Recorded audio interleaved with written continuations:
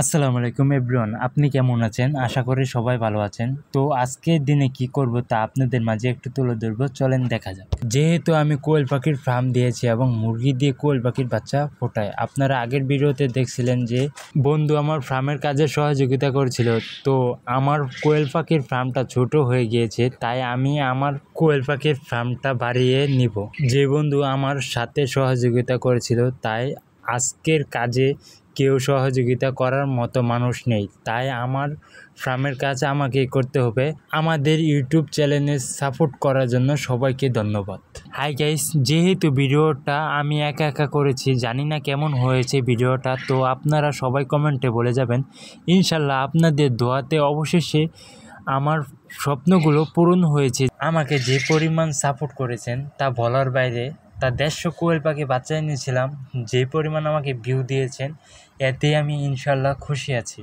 তা আপনারাও আমাদের ভিডিওতে সবাই সাপোর্ট করবেন।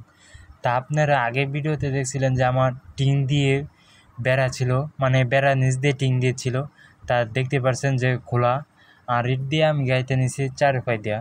যেহেতু আমার এখানে খাদ্য বস্তাতে হই, ইঁদুর অনেক মানে খাদ্য খায়লা, পাখি মাইরালা, যার কারণে আমি ইট দিয়ে গাঁথনি দিয়ে নিছি যে পাখিগুলারে যেন না মারতে পারে।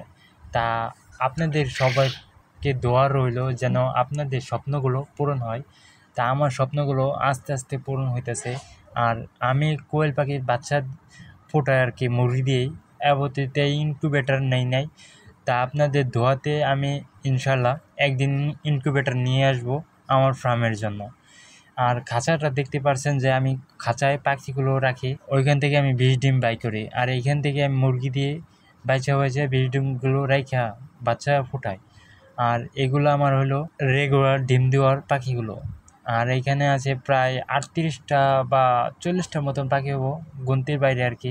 আর দাড়িতে দেখছিলেন যে আমার পাখিগুলা, আগের ভিডিওতে দেখছিলেন যে আমার বন্ধু আমার কাজে সহযোগিতা করেছিল এবং বাচ্চাগুলো কোয়েল পাখি বাচ্চাগুলো দেখছিলেন যে, আর ওইগুলোই বাচ্চাগুলো বড় হয়ে গিয়েছে দাড়িতে রাখা। আর এইখানে দেখতে পারতেছেন ডিমগুলো নিয়ে যাচ্ছি আরেকজনের বাসায়, মানে আমার জ্যাঠার বাসায়। যে আগের ভিডিওতে দেখছিলেন যে জ্যাঠার বাসায় আমি ফার্মের জন্য কাজ করেছিলাম, শিমুল গাছ কাটছিলাম, মাটি কাটছিলাম।